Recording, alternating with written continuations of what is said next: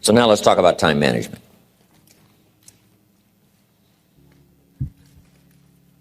Time, key phrase. We all have a limited supply. My father had 93 years, but it seemed short. In his seemingly long life of 93 years, it was short because it just seems like if we only had more time. Old Testament gives us a view of some people who live to be 5, 6, 7, 8, 900 years old. If I have a chance to ask, I will ask, how come we got shortchanged?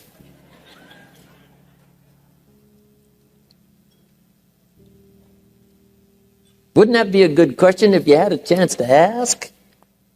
Imagine 7, 8, 900 years to watch generation after generation after generation after generation stay healthy and well. I mean, you gotta be healthy to make it to 900. You gotta take your vitamins.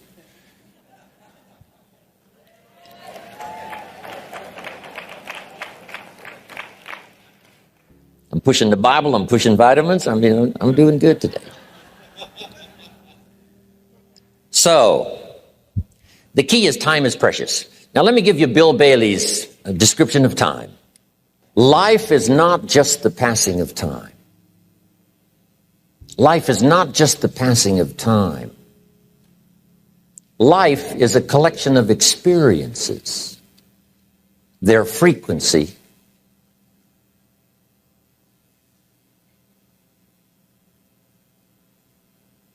and their intensity. Life is not just watching the clock tick away. Life is a collection of experiences, their intensity, their frequency. When my friend Mark died at age 44, someone says, that's young to die. But what if he lived 4 lifetimes in one? It might not be too young. So here's whatever the span of your life turns out to be, here's what you want to fill it up with: experiences and the intensity of those experiences.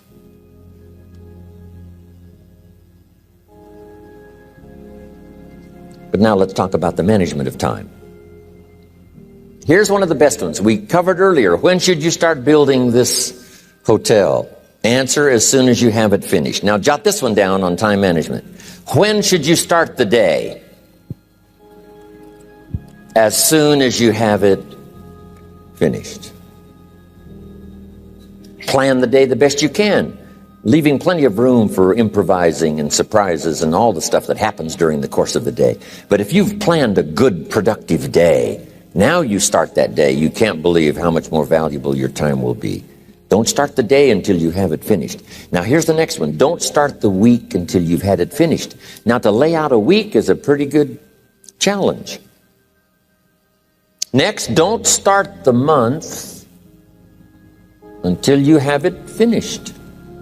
The places to go and the people to see and the productivity and the sales and the customers and the development and all the rest of what you want to accomplish during the course of 30 days. Don't start the month till it's finished. And then here's the big one. This is really challenging. Don't start the year until you have it finished. To the best of your ability. It can't be finished like minute by minute. But in terms of the sweep of what you want to accomplish in the year 2002, make sure that that's set and ready to go by the time January 1st rolls around. And it might get all upset, and it might get torn up, and you do a new one. You make so much progress the first 90 days that now you've multiplied it all by 2, by 3. Because that happened to me. I thought, wow, this is going to be a great year. By the time I'd finished the 3rd month, I'm rolling, I'm soaring. So many things are happening, I revised my whole year's plan. Okay. Now, jot this down. Approaches to the management of time. Here's the first one. Ignore the subject. I mean, that's good advice. Don't let anything overly bug you. Because remember now, you don't have to do anything. Someone says, well, I got to get a handle on my time. The answer is no, you don't. If you want to let it all go, you can let it all go. I mean, this is good advice. Somebody says, you ought, you ought, you ought. Jot this down. Ignore all the you oughts or you should. Only if they're giving general information. We should. It's better to say if you're teaching, we should. Not you should, we should. Then you let me listen in without it being too confrontational. If everyone did this, see, that'd be great.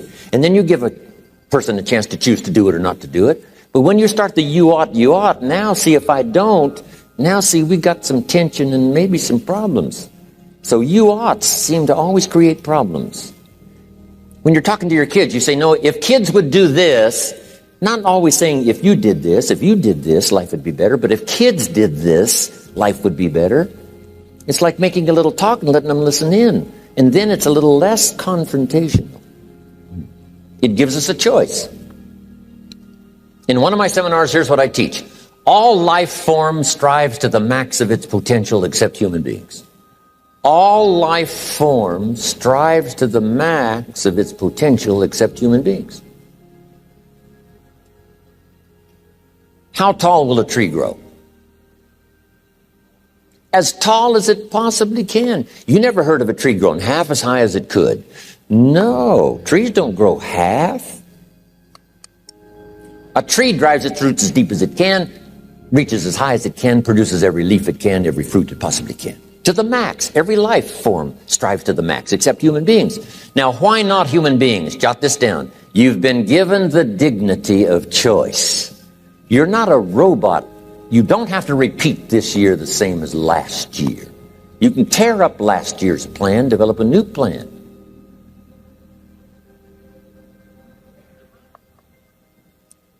So, the dignity of being a human being. Now, here's the choice on being a human being. To be part of all we were meant to be, or to be all.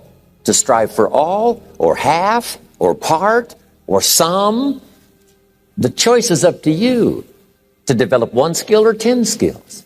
Someone says, well, I'd be happy with just one more language. Well, some say, hey, I'm going to learn 6 or 7. And this is all a matter of choice. And when someone says, no, you ought to learn 4, you've got to resist all that. Because this is personal dignity. And you don't want to destroy someone's dignity by doing all the oughts, and then they feel reluctant to do it. Now we've got problems. So if you want to, just ignore this subject on time management. Now here's the next one. Step down to something easier.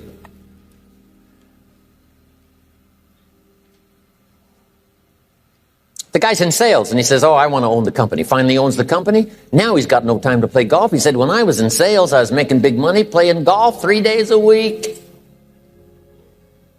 Heck with this owning something. Heck with managing. My life was never my own after I started to manage. I'm going back to sales. See, this is the key. If you're getting too pressed, you might consider stepping down to something with a little easier time pressure. Little girl says to her mother, Daddy comes home, brings his briefcase and pats me on the head and says hello, disappears and works on his papers. How come my daddy doesn't play with me? And her mother said, look, your daddy loves you very much, but he's so busy at work, he can't get it all done, he has to bring it home. He loves you, but that's why he can't play with you. And the little girl said, why don't they just put him in a slower group? So, jot this down now. If you don't have time for your kids, you might consider joining a slower group. Remember when I said some things I went for cost me too much? So reconsider. Next key to time management, and that's work longer and harder. But see, there's a limit to that. I almost lost my health the first year. I went so crazy about personal development and achievement. I just went bonkers. You know, I told you I was skinny. By the end of that first year, I was a walking shadow. And then it suddenly occurred to me, what if I got rich and too ill to spend it? I mean, that was a shocker.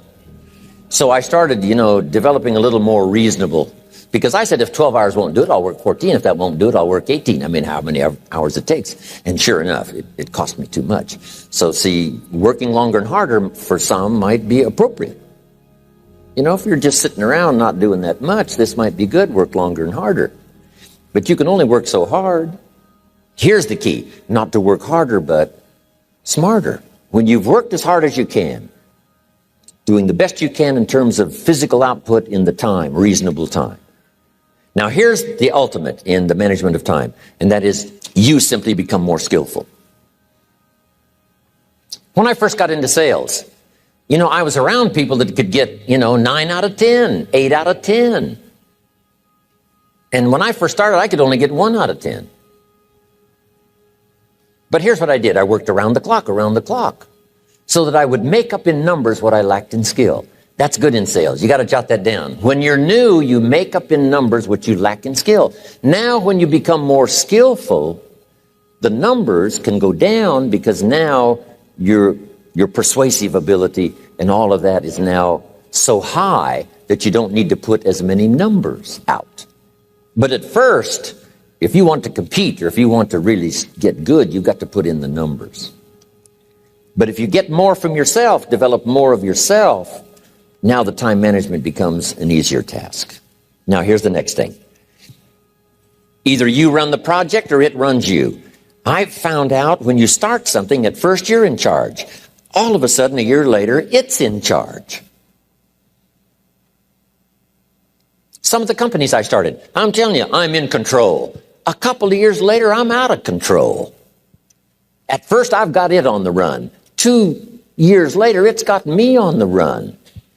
Haven't got enough time. I'm dizzy with trying to get it all done. So here's part of the key, and that's to get in charge. Say, I'm going to take charge of my health. One of my albums is entitled, Take Charge of Your Life. Take charge of your time. Take charge of your resources, which we're going to talk about next. Take charge of your health. You're the one that's responsible for it. It's not a requirement of society that you not have a heart attack and take care of your family.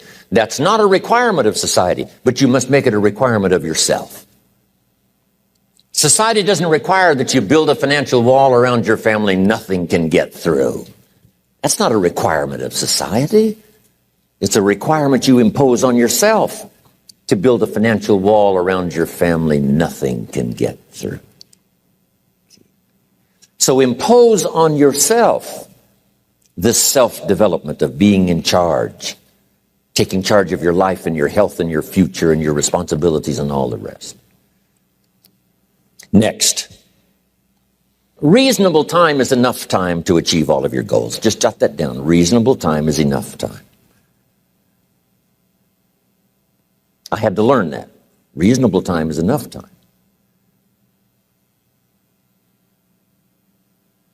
Here's why. It's not the hours you put in, it's what you put in the hours. If you start depositing greater ideas into the hours you've got later than now, I'm telling you later, you can't believe the productivity that will flow. The ideas you can't think of now, a year from now, they'll start to flow. And when you deposit those ideas in the hours you've got, productivity multiplies by 2, 3, 5, 10. Next, time management essential. We've already covered the first one, a written set of goals. And then do priorities on your goals. What's important this week? What's important this month? Here's the next one. Often review. Just go over your goals to make sure that your list is working for you. It's got you inspired. It's got you turned on.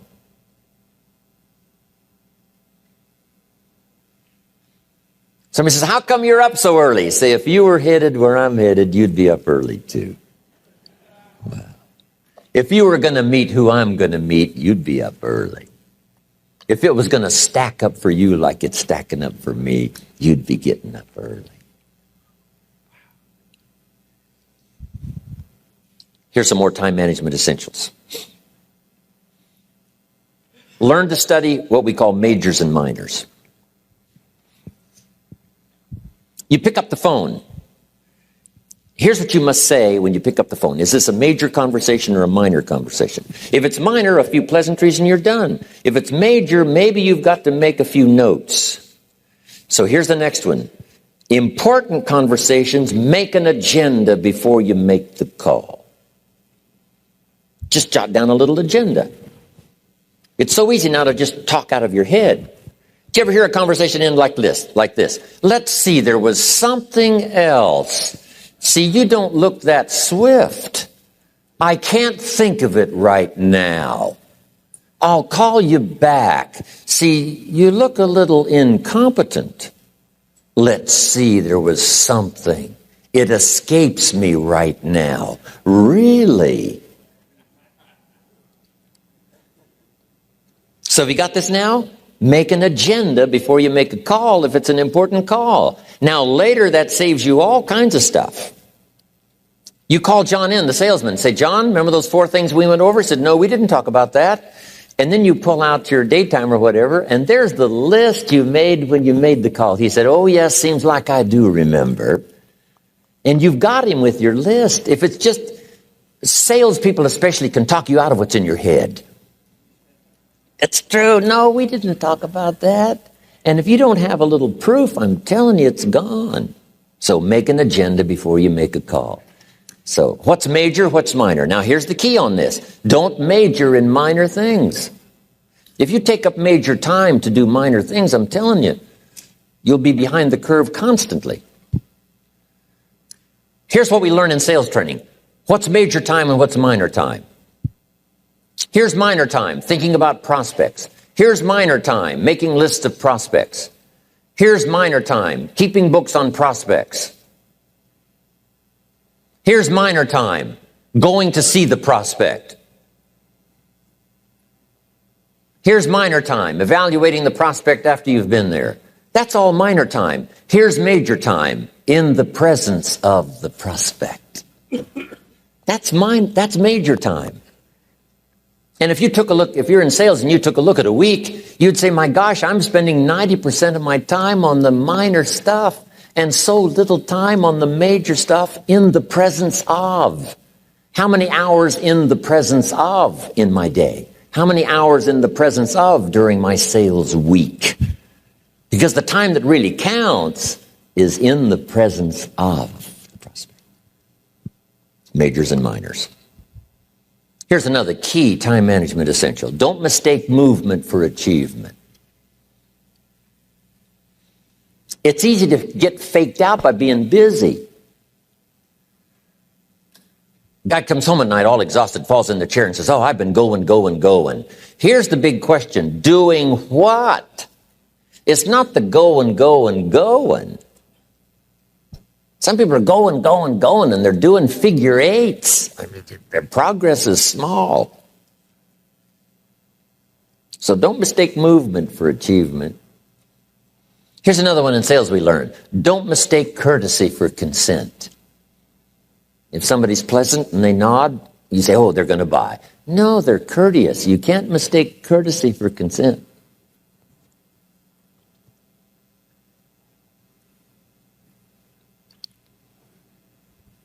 Now, here's a big one, concentration. I had to learn this. All those years ago, I'm in the shower trying to compose a letter. It turns out to be a strange letter. So here's what I learned to do. Save the work till you get to the office. Save the work till you get to the work. Don't try to get to the office on the way to work. On the way to work, enjoy the way. In the shower, enjoy the shower. Then go to work when you get to work. I found this to be helpful. Concentration. Here's another big one. Learn to say no. I'm telling you, in such a social society we have now, it's so easy to try to be a nice person, saying yes, yes, yes to everything. Find yourself overloaded. Now you got to call and make well, gosh, all the time it takes to back out of something that you said yes to too quickly. Here's what might be better. I don't think so, but if that changes, I'll call you. Little things you can use not to overcommit yourself. My friend Ron Reynolds says, don't let your mouth overload your back. It's a good one. Now, here's a big one on time management. When you work. When you play. Don't mix the two. Don't work at play. I used to take my family to the beach, and I would bring my briefcase.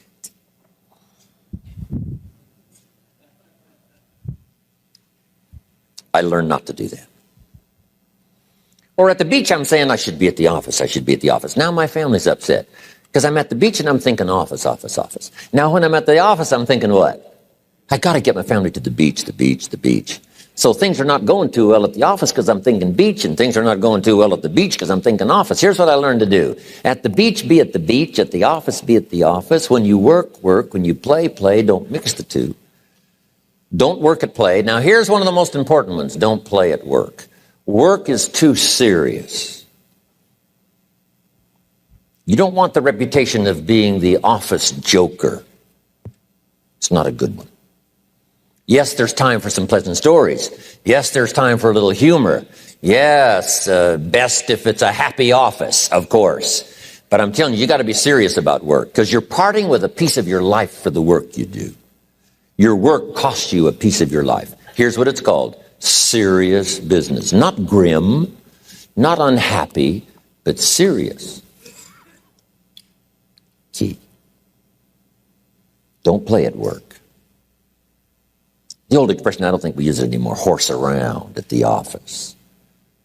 Play around, play jokes, play tricks. No place, not at the workplace. At the beach, yes. At the bar, yes. Somewhere else, not work. You got to treat work with all due conservative passion because it's leading you to your future. Here's another key phrase. All work is good. You may not like your job, but if it's the stepping stones to get you to where you want to go, you got to appreciate your job. You don't have to have a passion for your job. Here's the ultimate passion, a passion for incredible success in every department of my life. That's the passion. But don't look down on some menial job you have to do to finally get you to where you want to go. No job is menial. No job is not, no, every job is noble. Training life for pay, making a contribution to society. Next, analyze how you are. And if you have some weaknesses, if you can't, doesn't seem like you can change, here's the key, get it covered. I used to keep promising myself I'd keep the books, keep the books, keep the books. Finally, I gave that up. And back then, it only took me an extra $50, $60 a month for some accountant to keep the books. I said, no, I'm going to save the $50. You can't believe what I started losing in productivity because I tried to save the $50. So the key is a lot of the time you can stay like you are, but just make sure you get it covered. Okay. Next, beware of the telephone and all other systems of communication, especially the telephone at home and systems of communication at home. And here's one of the best lines I've got for you for the weekend. Let all communication systems serve you, but don't let them intrude. When it comes time to have dinner with your family, you shut off all systems, unless the ones that can take messages silently. Don't let the phone ring. Don't let anybody intrude, come through the front door nor the back door, nor through the telephone or any other device. So you can't reach John and his family when he's having dinner. The President of the United States couldn't get through. If you develop that kind of a reputation, father, mother, when we have dinner, when we're visiting and have this time with our family, nothing intrudes. So don't let these clever little devices keep intruding. You've got to have a place that's sacrosanct. It's valuable. You don't let anything in for that period of time. Okay. Isn't that good advice? Excellent advice. Here's the next one. Read all the books. You know, I've only got a few notes here on time management, but if you've got some particular challenges, you run a big organization, a big corporation, you've got some challenges, there's plenty of books. Now, here's what's next. Just be more alert to the things that might be stealing your time. Here's why. Time is like capital. You can't let someone steal your seed corn. You can't let someone steal your capital. And you can't let someone steal your time. You must designate your time. And some of the time that you designate, you must not let anyone steal. Casual time, you might let someone intrude and steal a little bit and take a little bit, but not serious time. Key. Next, One of the great time management savers is to learn to ask questions up front. Sometimes you talk to somebody for an hour, and then you ask questions and find out if you would have asked those questions up front, you could have saved yourself an hour.